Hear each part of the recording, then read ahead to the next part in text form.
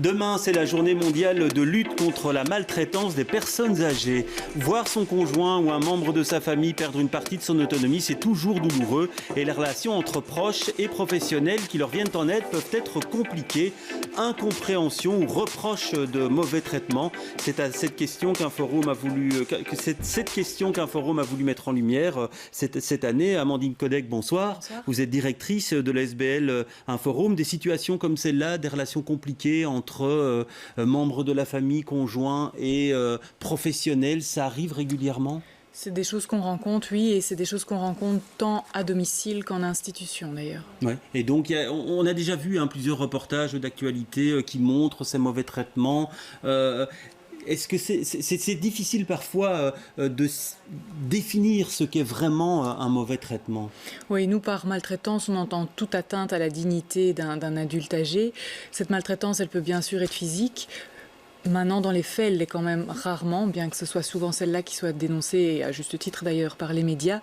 La maltraitance, elle peut être aussi morale, psychique, financière. Elle peut prendre vraiment diverses formes. Ouais. Alors, Marine Salou, bonsoir. Vous êtes la directrice du réseau SAM, comme Solidarité à la maison, qui regroupe des aidants proches et qui vient en aide, en tout cas en support des aidants proches, pas uniquement des personnes âgées, mais de tout type de maladies, on va dire ça comme ça. Alors, finalement, ces aidants proches, comment ressentent-ils cette violence qu'ils peuvent craindre à un certain moment ?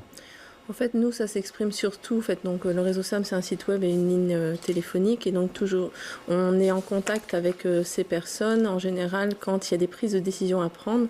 Et la maltraitance, finalement, elle apparaît dans les échanges quand on nous dit oui, est-ce que c'est la bonne solution, l'institutionnalisation ? Est-ce que je garde la personne ? C'est dans les prises de décision la crainte de la maltraitance qui existe.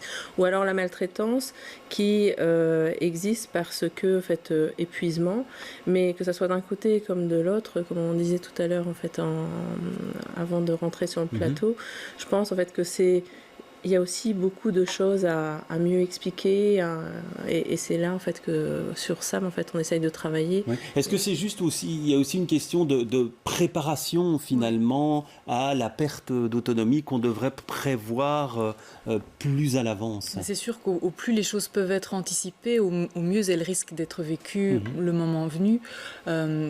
Marine parle là de sentiments de culpabilité, parfois chez les aidants, de décisions difficiles à prendre. C'est sûr que si ces sujets ont pu être discutés en amont par la personne âgée, par ses proches, ça permet d'éviter certaines craintes. Je pense que pour les professionnels de terrain, tant en institution qu'à domicile, c'est rassurant aussi de savoir ce que la personne, quand elle n'est plus en capacité de s'exprimer, par exemple, aurait voulu pour elle-même. Maintenant, c'est sûr que d'emblée, ce sont des sujets difficiles à aborder en famille. Et on a difficile à se projeter dans... Oui, parce qu'on a l'impression que ça reste un sujet tabou, qu'on ne l'envisage que quand vraiment il n'y a plus d'autres solutions. Quand ça arrive, en fait, Sam, l'idée c'est d'essayer de travailler justement en prévention, faire en sorte en fait, que les gens viennent vers cet outil, vers cette ligne téléphonique, quand ils commencent à accompagner une perte d'autonomie, qu'elle soit petite ou grande. Et donc à partir du moment où vous êtes sur une plateforme qui vous présente tout un tas d'informations, le jour où ça va arriver, le jour où l'accident arrive, le jour où la maladie neurodégénérative arrive, vous êtes en contact avec tout un tas de ressources, de pistes possibles et qui vous aident à prendre des décisions. Et la prise de décision, ça ne va pas être forcément toujours A ou B, mais c'est en fonction de votre situation, pouvoir faire des choix éclairés. Et c'est ça qui est difficile pour les aidants. Et alors qu'on parlait de maltraitance, je pense que la maltraitance arrive parfois parce qu'on n'est pas préparé, que ce soit les professionnels ou les aidants, c'est parfois un manque d'information, de communication et n'avoir pas pris forcément toujours la mesure de ce qui peut arriver, etc. On n'y est pas préparé et puis elle s'installe de façon insidieuse aussi. Par épuisement aussi, je pense. C'est vraiment difficile d'accompagner 24 heures sur 24 un proche. Il y a tous les liens affectifs qui rendent cette relation d'autant plus compliquée. Et pour les professionnels aussi, cet épuisement et ces contraintes et les contraintes institutionnelles font que c'est parfois compliqué. Donc je pense que de part et d'autre, il n'y a pas fondamentalement de mauvaises intentions, et elle prend sa source où, cette incompréhension entre professionnels et membres de la famille, conjoints ou enfants ? Je pense qu'il y a méconnaissance parfois des réalités vécues de part et d'autre, manque de communication, manque d'espace de réflexion parfois au sein de certaines équipes peut-être, mais surtout je pense méconnaissance et a priori crainte de... Oui, parce que souvent, en tout cas médiatiquement, les exemples que l'on voit, c'est souvent lié à la course au profit dans certaines maisons de repos qui fait qu'à un moment donné, l'offre de soins et la prise en charge n'est pas satisfaisante. Oui. Il y a un contexte institutionnel qui peut en partie expliquer ça. Maintenant, on constate quand même que quand on analyse un peu ces situations, elles sont souvent plus nuancées que ce que certains médias peuvent parfois nous laisser voir ou ce que l'interlocuteur qu'on a au bout du fil nous laisse entendre. On essaye toujours de se dire que la situation qui nous est livrée, elle nous est livrée dans les yeux, dans les oreilles, dans la pensée de celle qui nous la raconte et que de prendre un peu de hauteur pour pouvoir bien analyser les différentes interactions qui sont en jeu pour tous les acteurs de cette situation. Mais à nouveau, c'est très compliqué parce que c'est à fleur de peau, évidemment. Et donc, est-ce que vous avez l'impression qu'il manque certaines structures aujourd'hui de support pour les aidants proches? Il est certain qu'il manque des choses. Maintenant, il faut être aussi positif. Il existe beaucoup de choses et je pense que les difficultés qui sont parfois rencontrées viennent vraiment de cette non-préparation. Cette non-préparation, il existe par exemple, vous avez votre proche qui commence à perdre en autonomie, qui est âgé, il existe des systèmes de télévigilance, il existe des structures comme celle que dirige Madame Codec qui vont pouvoir en fait vous orienter.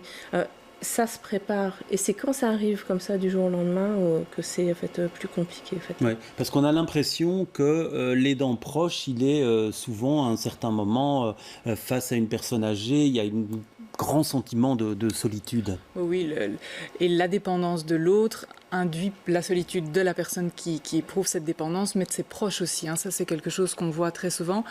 Et la multiplicité de l'offre aussi qu'il existe à Bruxelles, mais pas que à Bruxelles d'ailleurs, parfois renforce aussi ce sentiment d'isolement où on n'a pas toujours accès à l'information, c'est pas que choisir parmi l'offre, comment faire le bon choix. Et c'est vrai que face à toute cette masse de structures qu'il existe, les intervenants sont souvent démunis, perdus. Ça, c'est vraiment la question, comment faire le bon choix? Comment faire le bon choix? Et il y en a qui vont attacher plus d'importance à la parole d'un père. C'est pour ça que SAM, c'est aussi un réseau social, c'est un peu un messenger, un forum en fait pour les aidants. Je suis passée par là, je vais pouvoir peut-être dire un petit mot à quelqu'un qui vit la même chose et peut-être que c'est ça qui va déclencher, qui va me permettre d'aller à une étape plus loin. J'ai plutôt envie de faire mener mon propre chemin à travers en fait tous les ressources que je peux trouver. Voilà, c'est vraiment en fait la prise de décision. Là, on va bientôt, suite à un forum, on est en train de travailler sur un dossier justement sur j'accompagne un proche âgé, quelles sont aussi en fait les étapes d'une prise de décision.